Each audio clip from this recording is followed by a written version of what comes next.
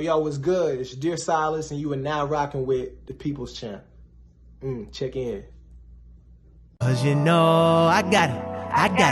Yeah, little buddy, I got it. I got it. Oh, yo, that nigga, I got the juice, about a gallon, maybe two, and it's dripping on my suit. I got the proof, ain't no way that I could lose, ain't no way that I could choose to be anything lesser than a G. Kyle, can you feel its energy? Happy nigga, ain't no hating me. I'm about to bless all of my enemies. Never thought that all of this could happen. I was stupid, damn it, just imagine. I remember all you niggas laughing. Now I'm changing lives, all with rapping. The Goofy movie is my favorite tape. I wanna take Roxanne out on a date. I used to wanna be like Superman until I saw Goku without a cape. I'm back, man. Finally back with another episode of Artists You Need to Know. You got dear Silas here, man. First and foremost, how you doing? Man, I'm good, man. I'm good. Got up, got some work done. So that's always good. So I'm in the zone right now. How you doing? I'm good, man. I appreciate you taking the time out. You know what I'm saying? If you want to go ahead and start off by telling the people, simply where you from. Man, I am from the country. I'm from Jackson, Mississippi, North Side to be exact. Born and raised, been here my whole life. Yeah, man. I've been, had my foot in the mud for a while now, and just trying to make as much noise as possible, and just do my part to help shine, even more light, on my city and my state as a whole. Definitely. Yeah, man. I've been in Mississippi a lot. I always been in Starkville, but I never really been in like Jackson, but like Starkville like every summer growing up. I've been in Jackson for my sister's wedding. That was it. So like, how has that influenced you, like musically, Jackson? I know it's low key like a musical city. So like, how has that influenced you, your music? Well, man, just the flavor, Mississippi is the birthplace of American music. So, it's like a melting pot. It's so many different flavors going on here. So, from soul, blues, jazz, R&B, hip hop. It's so many things going on. So I get to kind of collect, little small pieces of everything and try to, incorporate it into my being, as far as what I got going on. So it's a great influence for me. And it helps me not only just like be a better musician, but to remember to stay down, because of where I'm from, Yeah. And just to piggyback off what you're saying, I know that you play an instrument. Mm-hmm. Like, where did you get that from? Like, when did you start that? Like, I know that influenced your music a lot. Definitely. Yeah, man. So I pretty much didn't have a choice, man. Like everybody in my family, like had a horn. Yeah. So I started playing trumpet in middle school. When I was at Chastain Middle School, I started playing trumpet in the 6th grade. So I've been kind of with that the whole time. My dad, I wanted to play saxophone. That's what I wanted to do. The sax was smooth, man. If you look back at like all the old school R&B joints, with Whitney Houston and Luther Vandross and everything, like they always had this cool dude on the sax with a solo. So I was like, yeah, man, the girls gonna love that, the sax. My dad played sax. So I was like, yeah, I want to do that. And I think like the first day of school, when I went to band class for the first time, they kind of let you pick what instrument you're gonna do or whatever. And I tried out the mouthpiece for the saxophone, which is a reed, and ain't nothing come out, bro. I was up there, I was tooting and he didn't do nothing, And my band director, he was like, well, try this, and he handed me a trumpet mouthpiece, and I buzzed, and he's like, that's your instrument. So I never even had any intention on picking up a trumpet, but so it just kind of happened like that. Okay, that's a dope story about that. That's just, it was kind of like meant for you, huh? Like when you just picked it up. That's crazy. I guess so. So like, yeah. Just to go from there, like I know you went to Mississippi State, right? Or you went? I went to school out of town. Yeah, actually, right. I went to University of Louisiana. Okay. I went out.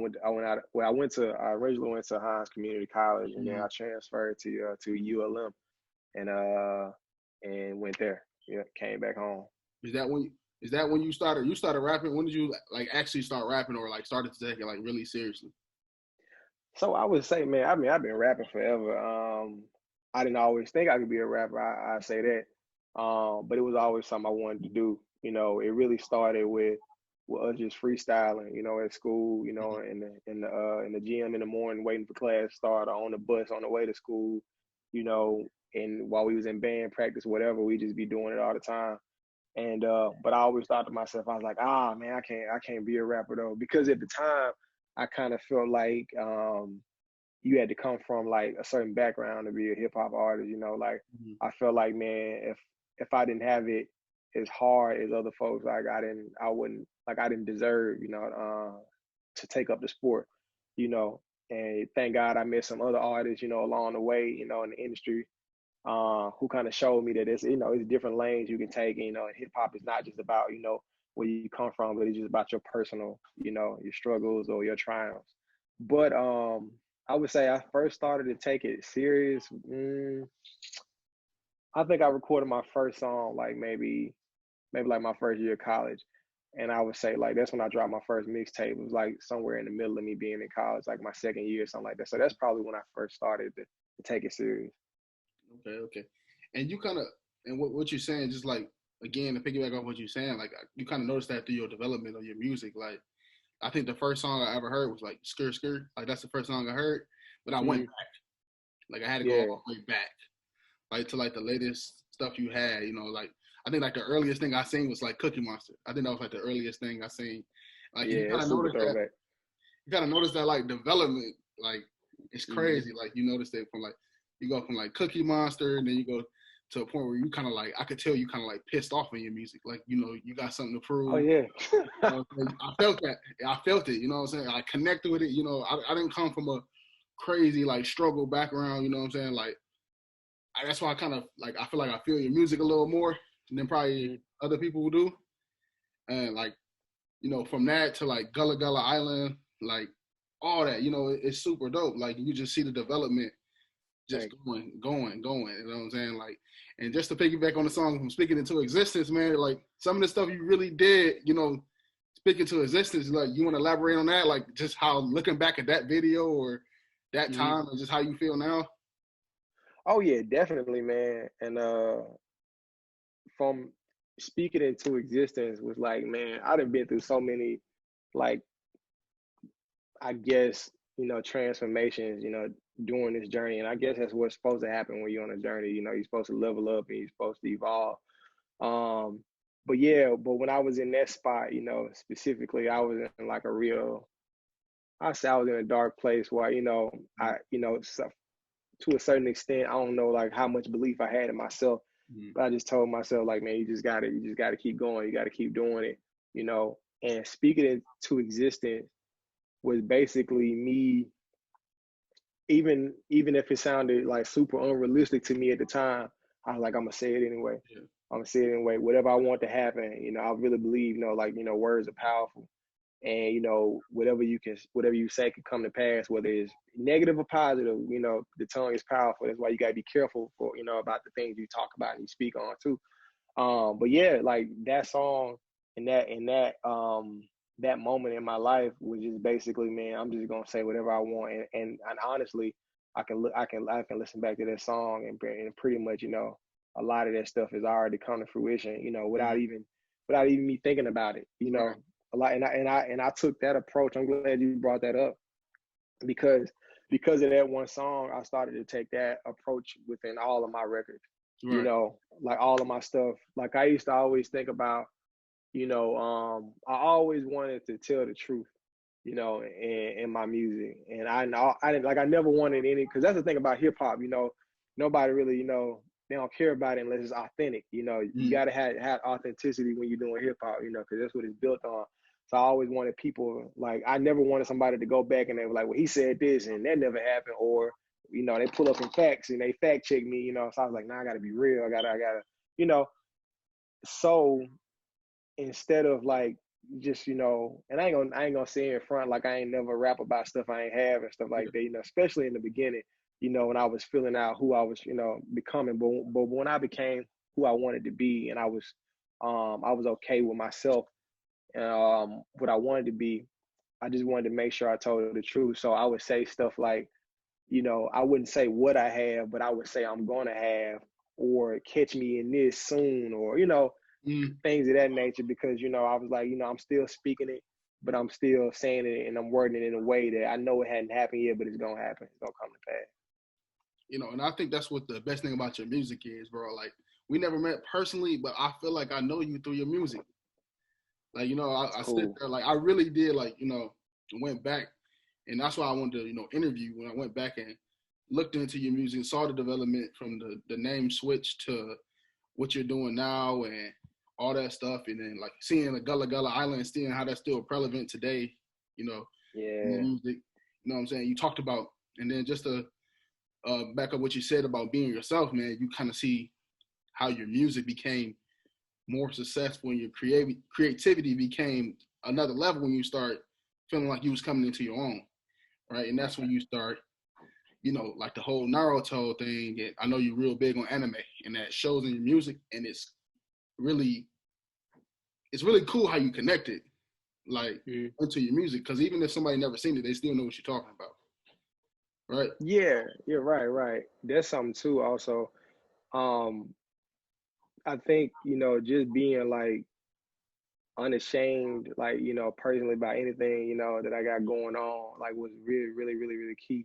Cause that used to be something that like I would hide Yeah. from people. Like I wouldn't let anybody know I watched anime, or I'd keep it to myself, or whatever I was interested in, that I thought other people would think it was lame or whatever. I wouldn't speak on it. Yeah. I keep it to myself. I wait till I got home, close the door, turn the TV on, whatever, and get my own little world with all of my stuff.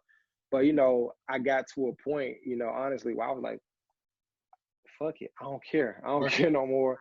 I stopped because I was at a place at first where I was trying to please a lot of people. I was like, I got to make music for this type of crowd. I got to make music for this type of person. I got to have this type of record for the club, for the streets, for whoever, for the ladies, And then I got to the point I was like, man, I'm going to make music for me. I'm going to make what I like, and I'll let the people come to me, whoever, who's on my same wave, I'll just let them gravitate towards me, and I'll cater to those people.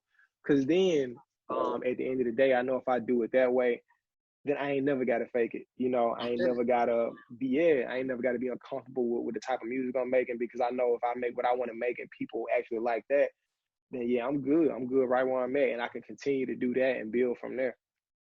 Yeah, like just going through like, plus Ultra, like Missing Ning, like that's about Sasuke, right? Yeah. So it is. And I'm glad you brought that up too, because that was like, when I make the music, I always wanna. It's about Sasuke, but it's my personal story. Yeah, and I wanted to create something that, like, say you listen to Missing Lin and you never watched an episode of Naruto in your life. I still wanted you to be able to connect with that song and still like be able to like feel like, I get where he coming from, or I've experienced that too.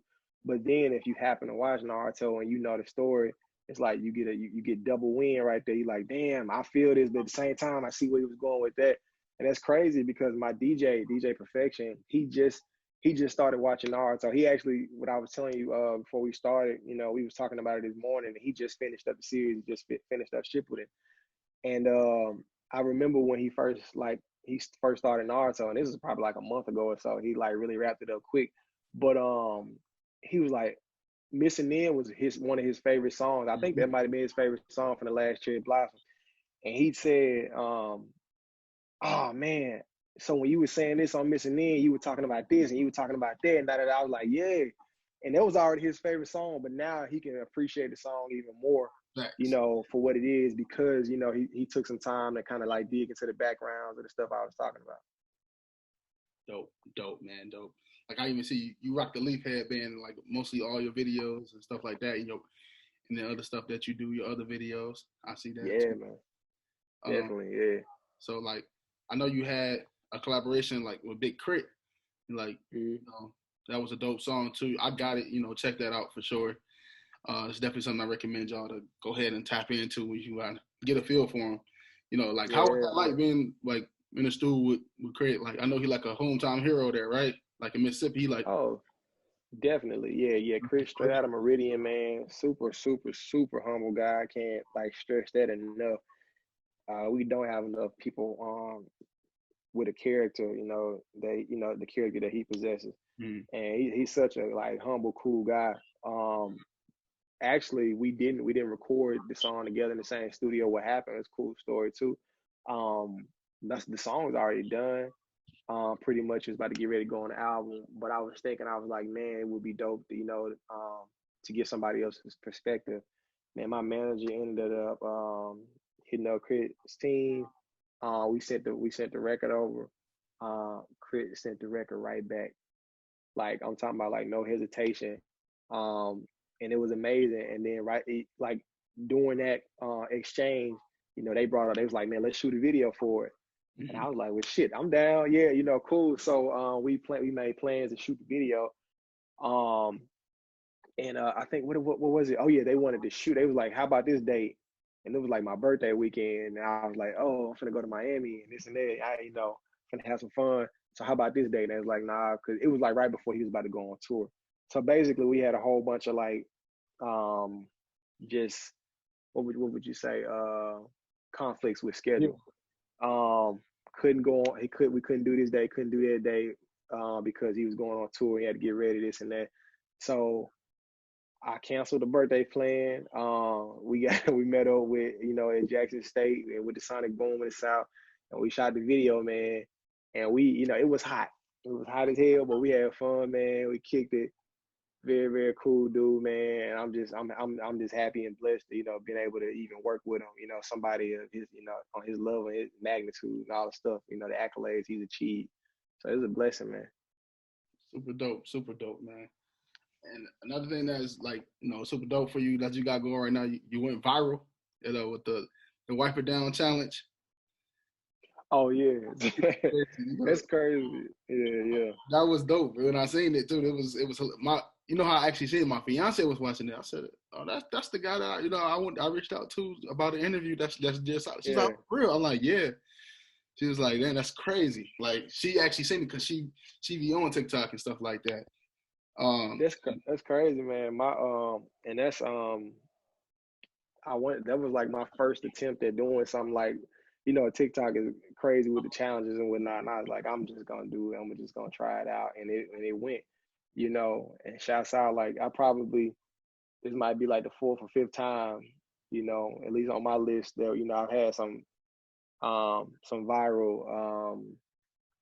viral material or content, and I was just happy it happened on a different platform though. It really took off on TikTok, and even we even got it on the BET Awards, for the pre-show for this year too. So yeah, man, it's been some great alleys, man, being thrown up, man, and I'm trying to slam dunk it, go ahead, knock up to the next level. But it's been some major blessings, man, coming. Even though 2020 is serving us up right now, it's crazy, especially with the situation, the world is in with the injustice, and then this pandemic.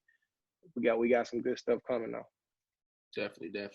And I think that's one of my, besides the music, and one of my favorite things about you is, your creativity. Like, you do the Bardio freestyle. I tapped into all of those, and I be tapping into them. Like, it's the way you do, like, you authentically yourself. Like, you did the Molly, the Insecure joint. Yeah. Hilarious, bro. Like, I was pissed for real, man. Like, no lie. What's crazy, man? I was on the phone with my homie, and we was on the phone just like going back and forth like it was real life. I'm like, I'm sick of this shit. She fucking over Issa. She need to chill.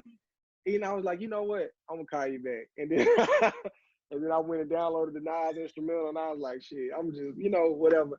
That seems to be the stuff that's working the most, man. The stuff that I really don't, I don't think too hard about, and just go out and have fun with it. It was really like a spur of the moment video. Like we was having a conversation about it, and then it happened like 10 minutes later, and then I just put it out, just and that was cool too. So, but yeah, that was real life. I'm still a little pissed, But anyway, yeah, it's fictional. Right. We should on that, man. I was sounding off on there on Twitter. But you deserve it, bro. Yeah, you got the little Who's Next joint. That shit hilarious too. When he was gonna go. Yeah. That's so sick too. Like, y'all gotta tap into it, not just Silas the artist, man, but he's hilarious, bro. Like, his YouTube, like, story times, and his little Instagram videos he be doing, it's hilarious. Tap into all of that, man. Thank So like, just kind of wrapping things up. Look, what's next for you? What's next for you, man? Like, what's coming up? If you want to give an exclusive drop here, with People's Champ, go ahead and drop it. If not, Oh yeah, man. No doubt. I got you, man. Shout out, for having me too, man. More than happy to do this. But yeah, what's next, man? Just more content. Like just look forward to more content. Like I really had to, honestly, I had to peel back on Instagram, like. And I think that's really important too, not just for artists, but especially for creators. Everybody were really creative, because this is the job. This is the platform. Like this is how we bake bread, and this is what we do every day. And at the start of everything, when we first got on lockdown, my goal was like, you know what? Okay, this is the time to attack. This is the time I really need to like get my foot in the dirt and just move and make content.